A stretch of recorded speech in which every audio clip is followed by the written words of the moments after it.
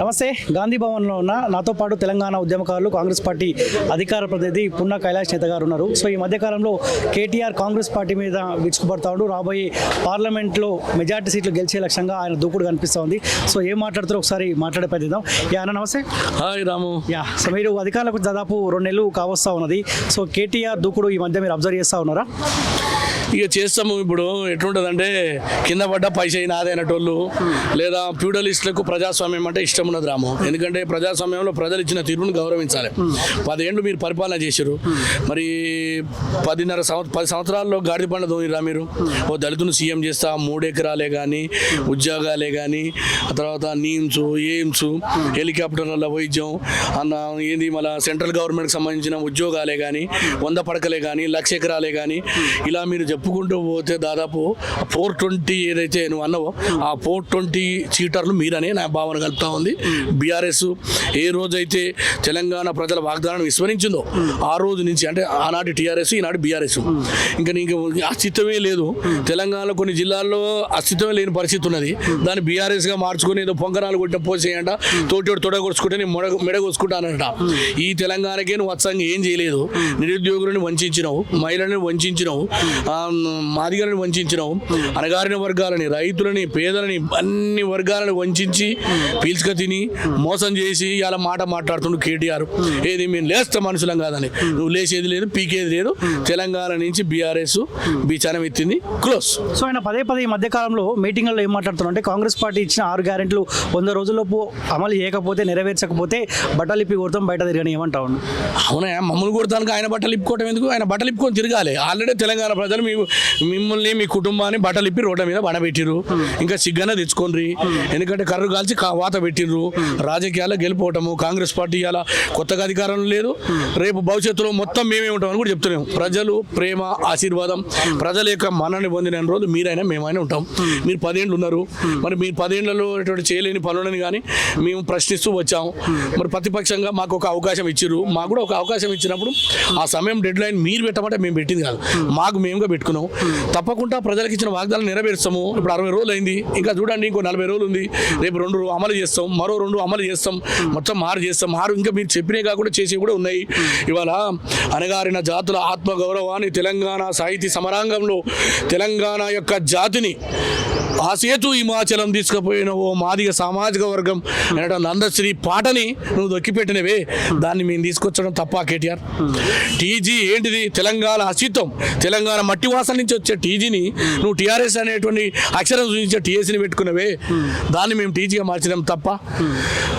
ఏ తెలంగాణ యొక్క కవులు కళాకారులు మేధావులు సంపన్న జాతులు తెలంగాణ పోరాటాన్ని తన చేతుల మీద ముందుకు తీసుకుపోయి ఆ ప్రపంచ శాంతి ఉద్యమాలలో తెలంగాణ ఒకటి అనేటువంటి భావన తీసుకొచ్చి పార్లమెంట్లో కాంగ్రెస్ పార్టీ బిల్లు పెట్టే విధంగా ముందుకు తీసుకొచ్చిన కోదండరామ్కు ఒక ఎమ్మెల్సీ ఇచ్చినాం తప్ప ఓ సియాసత్ ఎడిటర్కి సంబంధించిన ఆయనని అంటే ముస్లిం మైనార్టీలో కూడా తెలంగాణలో కోరుకున్న వాళ్ళు ఉన్నారు కాబట్టి వారికి ఒక ఎమ్మెల్సీ ఇచ్చినాం. ఇది తప్ప మేమేం చేస్తున్నాము? నువ్వు ప్రగతి భవన్లో ఆ రోజు కట్టుకొని 100 గదులు, రాజవైభోగాలు, రాజమర్యాదలు, టుంగుటుయాలలు, పంచపరమాన్న భక్షాలు, మూలుగలు, నెయ్యులు అన్ని తిని తెలంగాణని నువ్వు ఒక్క సమస్య పరిష్కరించకపోగా మా సమస్యలు ఉన్నాయి, మా బాధలు ఉన్నాయి, కన్నీళ్ళు ఉన్నాయి, మా కష్టాలు ఉన్నాయి, మా నిరుద్యోగుల సమస్యలు ఉన్నాయి, మా మీడియా సమస్యలు ఉన్నాయి, న్యాయవాదుల సమస్యలు ఉన్నాయి, ఉద్యోగుల సమస్యలు ఉన్నాయి.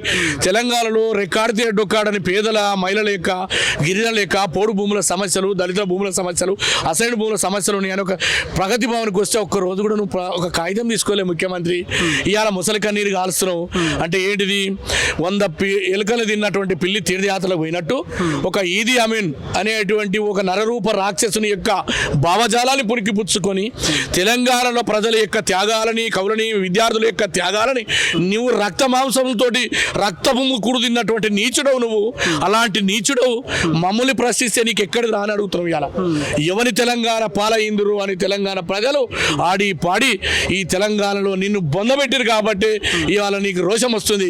ఎందుకంటే నువ్వు పీడల జాతి బిడ్డవు, నువ్వు ఎప్పుడు కూడా అధికారంలో ఉండాలని చూస్తావు, ఎప్పుడు పేద ప్రజల యొక్క రక్తం కావాలంటావు, పేద ప్రజల భూములను దోచుకొని నువ్వు దాచుకొని నువ్వు తెలంగాణ దాటానికి ప్రయత్నం జరుగుతుంది. బిడ్డ నువ్వు కాళేశ్వరంలో తిన్నే కానీ Telangana Hyderabad outer ring road చుట్టూ తిన్న భూములు కానీ నిన్ను గక్కించి చెంచల్ కూడా పంపించకపోతే బ్యాంక్ చేతు సగం మీసం కొరుకుంటామని చెప్తున్నా. సో కేటీఆర్ కూడా అదే చెప్తా ఉండు, ఏ వార్నింగ్ ఏ మాటలైతే మీరు చెప్తా ఉన్నారు, మేము సిద్ధంగా ఉన్నాం, ఎంక్వైరీ కావచ్చు, కాళేశ్వరం ప్రాజెక్ట్ పైన ఏటీఎం అని పదే కాంగ్రెస్ పార్టీ ఆరోపిస్తూ ఉంది కదా, మేము విచారణకు సిద్ధంగా ఉన్నాం, మీరు కూడా దమ్ముంటే విచారణ అని చెప్పి కేటీఆర్ స్వాగతిస్తూ ఉంది కదా. నేను ఒక్కటి ఏం చెప్తున్నట్టే సార్, ఇప్పుడు 10 మనుములు వేయించినామంట దేనికైనా సిద్ధం అంటది. నువ్వు చేసినటువంటి తప్పులు కళ్ళ ముందు కనబడుతుంది కదా. నువ్వు 1,25,000 అంచనాలు వేసి 1,00,000 కోట్లు ఖర్చు పెడితే నెర్రెలు బాసింది కదా, అది కాదా? అసంటి భూములు అనేక మంది పేదలకు ఆనాడు ఇందిరమ్మ రాజ్యంలో రాజశేఖర రెడ్డి గారి కాలంలో 32 లక్షల ఎకరాల భూములను పేదలకు పంచిపెడితే ఆ భూములు అన్ని పోతాయి ఔటర్ రింగ్ రోడ్ చుట్టూ మొత్తం నువ్వు గుంజుకొని ఇవాళ బిల్డింగులు సౌదవాళ్ళు కట్టుకుంటురే నీ బంధువులు నీ మంది మాగదులు. మరి అది కాదా?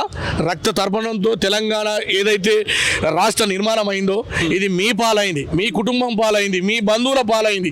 కాబట్టే మీకు చాప కింద నీరు లెక్క తెలంగాణ ప్రజలు కర్రు కాల్చి వాత పెట్టిరు కాబట్టి భరించలేకపోతున్నారు అసహనంతో ఇబ్బందికరంగా. ఎందుకంటే మీకు ప్రజాస్వామ్యం అంటే విలువలు లేవు.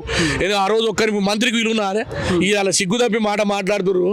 సిగ్గు లజ్జ మాన అభిమానం ఉంటే నేను బీఆర్ఎస్ పార్టీని సూటిగా అడుగుతున్నా, ఒక్క మంత్రి పైరవ చేయగలిగిండా, ఒక్కరిని ట్రాన్స్ఫర్ చేయగలిగిండా హోంమంత్రి మహమూద్ అలీ? అవ్వ ఏంది శాంతి భద్రతలకు సంబంధించిన సమీక్షా సమావేశం జరిగితే మహమూద్ అలీ లేడల్లా.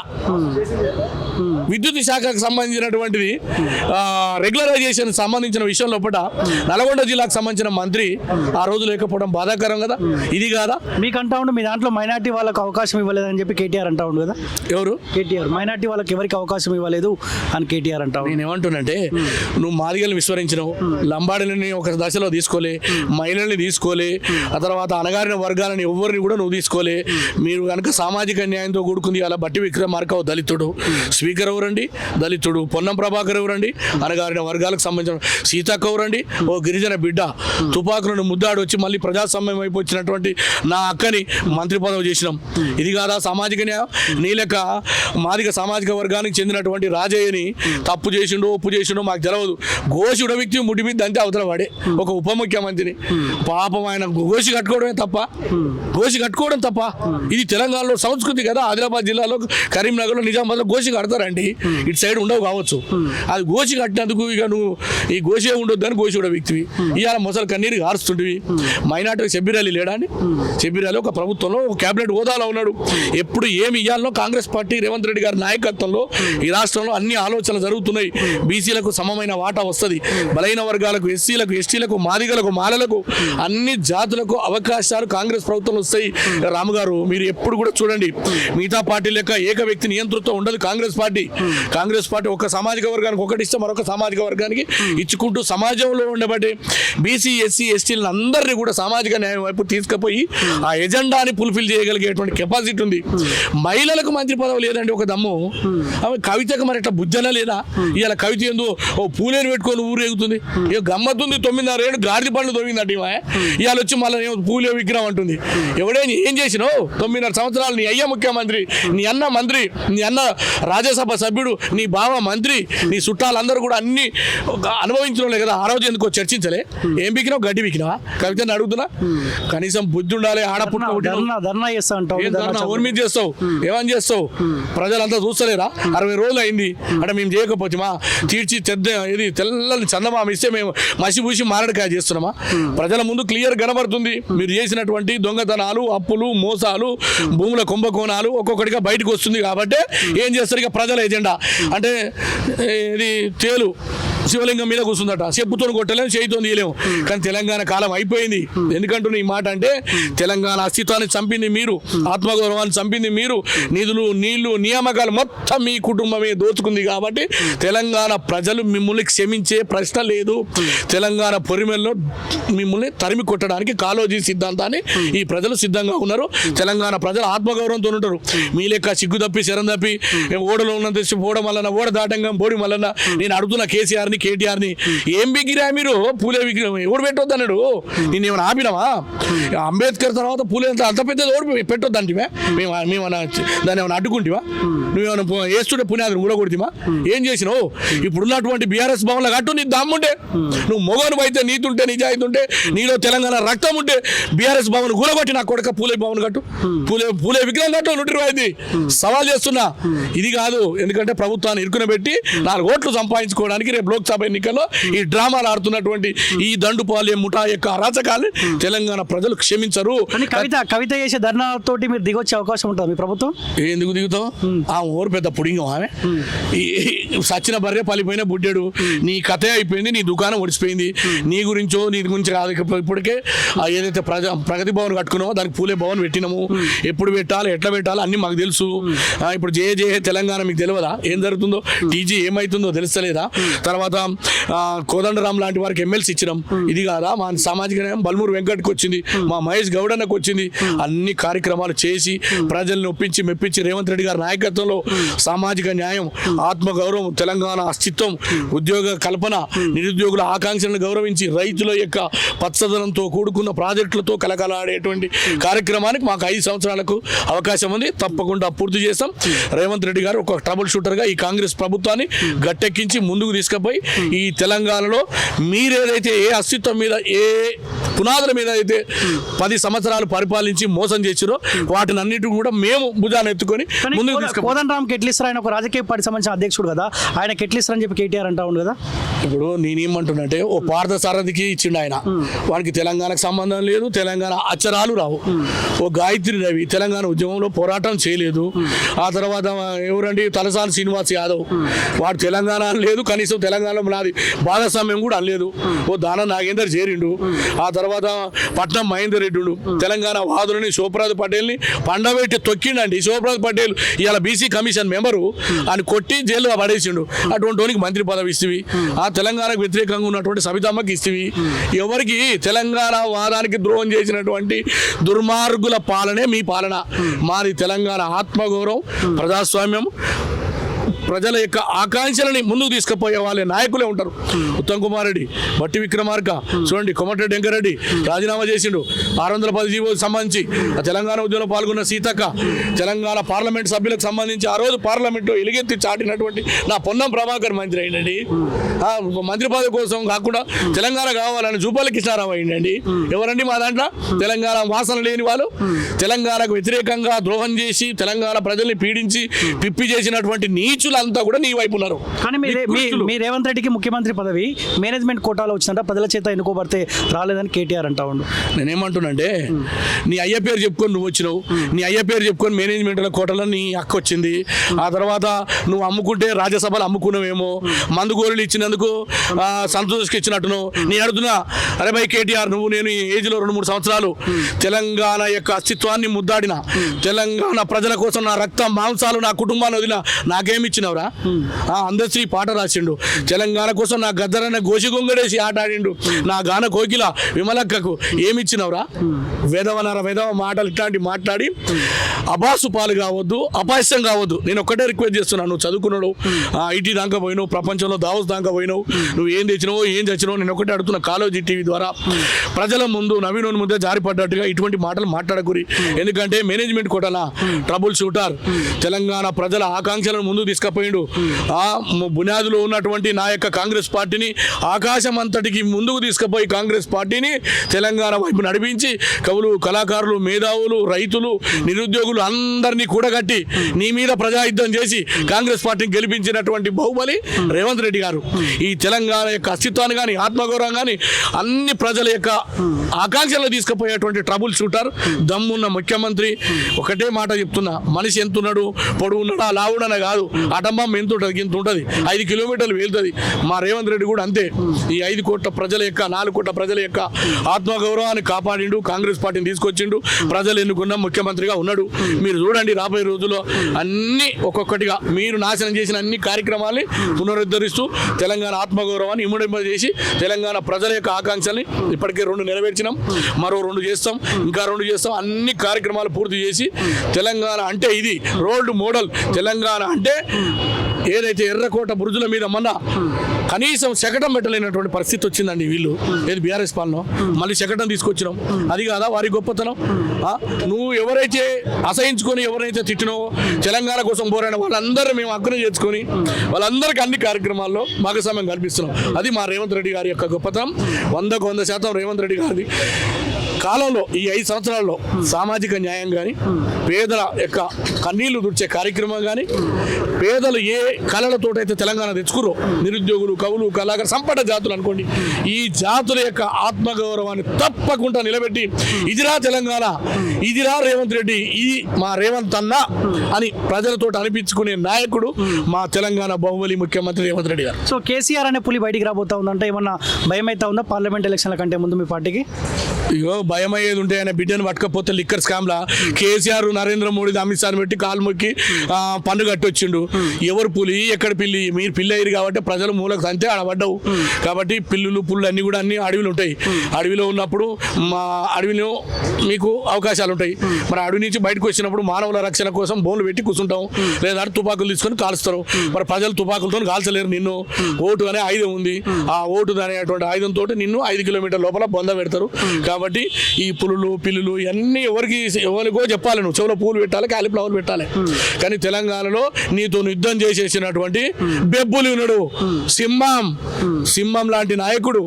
సింహంకు ఉన్నటువంటి గడుసు ఉంది. 100 పులులు సవారు చేస్తే ఎట్లా ఉంటుందో 100 మదపటి ఏనుగులు ఏ రకంగానైతే యుద్ధం చేస్తాయో అటువంటి యుద్ధాలు చేయగలిగే దమ్మున్న నాయకుడు మా తెలంగాణ బాహుబలి రేవంత్ రెడ్డి గారు. సో మీలాంటి వాళ్ళ ఉద్యమకారుల పరిస్థితి ఏంది? తెలంగాణ రాష్ట్రం ముందు నేను గతంలో కూడా అడిగిన ఇదే ప్రశ్న. రాష్ట్రం రాకముందు కొట్లాడారు, రాష్ట్రం వచ్చింది, రాష్ట్రంలో మార్పు వచ్చింది, మీ పార్టీ అధికారులకు వచ్చి 2 నెలలు కావస్తూ ఉంది. సో మీలాంటి ఉద్యమకారులు ఇలానే మీడియా ముందు మాట్లాడుకొని అధికార ప్రతినిధులుగానే మిగిలిపోతారా లేకపోతే వచ్చిన ప్రభుత్వంలో ఏమైనా పదవులు వచ్చే అవకాశం ఉంటుందా? రాము గారు మీకు మళ్ళీ చెప్తున్నా, ఆ రోజు చెప్పినా ఈరోజు చెప్పినా, ఎందుకంటే ఉద్యమంలో నన్ను ప్రత్యక్షంగా మీరు చూసిరు కాబట్టి 100% ఈసారి తప్పకుండా సామాజిక న్యాయం కానీ ఉద్యమకారులకు కానీ అన్ని అవకాశాలు అందరికి వస్తున్నాయి. కోదండరామ్ గారికి వచ్చినాయి. చూడండి సియాసత్తులో పనిచేసినటువంటి వారి యొక్క కుమారునికి ఇవ్వడం జరిగింది. ఆ తర్వాత అందశ్రీ లాంటి వాళ్ళకు కూడా రేపు ఉంది. గద్దరన్న పేరు మీద ఎంత గౌరవం ఉందో అట్లనే నేను ఒక ఉద్యమకారునిగా ఒక కాంగ్రెస్ పార్టీ జెండాను మోసిన నాయకునిగా నాకు కూడా తృణమో దక్కుతుంది. ఆ పదవి అనేది ఎప్పుడు ఇస్తారో ఏమి ఇస్తారో పార్టీ అధిష్టానం నిర్ణయించి పార్టీ కోసం జెండా మోసిన వాళ్ళు నేనున్నా కాబట్టి సామాజిక న్యాయంతో తర్వాత ఉద్యమాలు చేసినటువంటి నాబోటి ఓ పేద మధ్యతర బలైన వర్గాల బిడ్డకు న్యాయం చేస్తున్నాయని ఆశతోటి ఆకాంక్షతో ఉన్న వచ్చినటువంటి పదవిని పేద ప్రజల యొక్క కన్నీళ్ళు కానీ కష్టాలు కానీ ఇబ్బందులు కానీ ఏమన్నా ఉంటే ప్రభుత్వంతో మాట్లాడి చేసడానికే తప్ప లేదా ఇద్దరు గన్మెన్లు వేసుకుని మరొక మా గతంలో కూడా చెప్పిన నేను దానివల్ల పెద్దగా ఏదో అనుకోవడం కాదు. ఓ బాధ్యత, ఆ బాధ్యత నెరవేర్చాల్సినటువంటి యొక్క కర్తవ్యాన్ని నాకు వారు ఇచ్చినట్టుగా నేను భావిస్తా. ముఖ్యమంత్రి గారికి నేను రుణపడి ఉంటా. 100% మా జిల్లాలో ఉన్న నాయకులు కోమటిరెడ్డి వెంకరెడ్డి గారు, ఉత్తమ్ గారు, జానారెడ్డి గారు, రాజగోపాల్ రెడ్డి గారి యొక్క ఆశీర్వాదం ఉంది. రాష్ట్రంలో ఉన్న నాయకుల యొక్క ఆశీర్వాదం ఉంది. తప్పకుండా ఏదైనా ఒక పదవి ఇప్పుడు నేను భువనగిరి పార్లమెంట్ సీట్ అడుగుతున్నా. ఆ సీట్లో ఫిట్ అయితే అవకాశం ఇవ్వమని చెప్పేసి విజ్ఞప్తి చేస్తున్నా. ఓ పద్మశాలి బిడ్డని, ఓ చేనేత కార్మికులకు అవకాశం పోయినసారి రాలేదు. బీసీలకు 60% ఉన్నటువంటి బలైన వర్గాలకు సీట్లు ఇవ్వలేదు. కాబట్టి ఈసారి నాకు ఒక అవకాశం. ఎందుకు మీలాంటి వాళ్ళకి ఇవన్నీ అసెంబ్లీలో ఎమ్మెల్యే టికెట్ అడిగినారు, టికెట్ ఇవ్వలేదు, అయినా పార్టీ కోసం పనిచేశారు. దాదాపు భువనగిరి ఎంపీ టికెట్ కూడా చామల కిరణ్ కుమార్ రెడ్డికి ఖరారైనట్టు తెలుస్తూ ఉంది. దానికి తోడు నల్గొండకు సంబంధించిన కోమారెడ్డి వెంకరెడ్డి గారి కూతురు అడుగుతున్నట్టు తెలుస్తూ ఉంది. సో మీలాంటి బీసీ బిడ్డలకు ఎందుకు అవకాశం ఇవ్వలేకపోతుంది మీ పార్టీ? సరే, ఇప్పుడున్నటువంటి మీకు తెలిసింది కాదు డబ్బు ప్రభావం కానీ లేదా కొన్ని సామాజిక ఆధిపత్య కులాల యొక్క ప్రభావం ఇంకా సమాజంలో ఉండడం, బలైన వర్గాల చైతన్యం రాకపోవడం, బీసీ అనే వాళ్ళు కేవలం బోర్డుల మీద నినాదాలే రాసుకుంటారు తప్ప ఓ రాజకీయ పార్టీలని మరి అడిగి తీసుకునేటువంటి అవకాశాల వైపు వెళ్ళకపోవడం ఓ దురదృష్టకరమైనటువంటి సంఘటనలు ఇవాళ తెలంగాణలో ఉన్నాయి. కేవలం ఓట్లు వేసేటువంటి యంత్రాలుగానే ఉన్నారు బీసీలు. గడిచిన 10 సంవత్సరాలు గదే తగలబడ్డది, మళ్ళీ ఇవాళ అదే ఉంది అనేటువంటి భావన రాకముందుకే మేము ఒక రిక్వెస్ట్ చేస్తున్నాం మా పార్టీకి. ఏంటంటే గతంలో మనం ఆ పార్టీని తిట్టినాం. ఓ ఫ్యూడల్ పార్టీ, ఓ భూస్వామ్య పార్టీ, ఓ వెలమల పార్టీ. కాబట్టి మీ నాయకత్వంలో మాకు ఒక అవకాశం ఇవ్వండి. రాహుల్ గాంధీ గారు జోడో యాత్ర న్యాయ యాత్ర అంటే న్యాయం జరగాలి అందరికీ. రాజకీయంగా కూడా మా బీసీలకు ఒక అవకాశం ఇవ్వండి. 60% ఉన్నాము. అందులో నేను నేత బిడ్డని, ఉద్యమకారుని, కాంగ్రెస్ పార్టీ కోసం జెండా మోసిన వాడిని. నాకు ఏ రోజు ₹1 కూడా లబ్ధి జరగలేదు. కాబట్టి కాంగ్రెస్ పార్టీ జెండా మోస్తా, ఈ సిద్ధాంతాన్ని వినిపిస్తా, ప్రజల వైపు పనిచేస్తా, ప్రజల కన్నీళ్లు దూర్చి ప్రభుత్వం యొక్క సహాయ సహకారాలు వాళ్ళకి అందజేస్తా అని నేను రేవంత్ రెడ్డి గారికి అప్పీల్ చేస్తున్నా. కానీ ఒక ఉద్యమకారుడిగా 10 సంవత్సరాల కాలం పాటు పదవి అడుక్కునే పరిస్థితి వచ్చిన తర్వాత కూడా మళ్ళీ కాంగ్రెస్ పార్టీ దగ్గర అడుక్కునే పరిస్థితి ఏర్పడదా మీకు? ఇంకా తప్పకుండా ఉంటుంది. ఎందుకు ఉంటుంది అంటే పాలకులు ఎవరైతే వీరు వారు అని నేను ఎవరిని కించపరచదలుచుకోలే.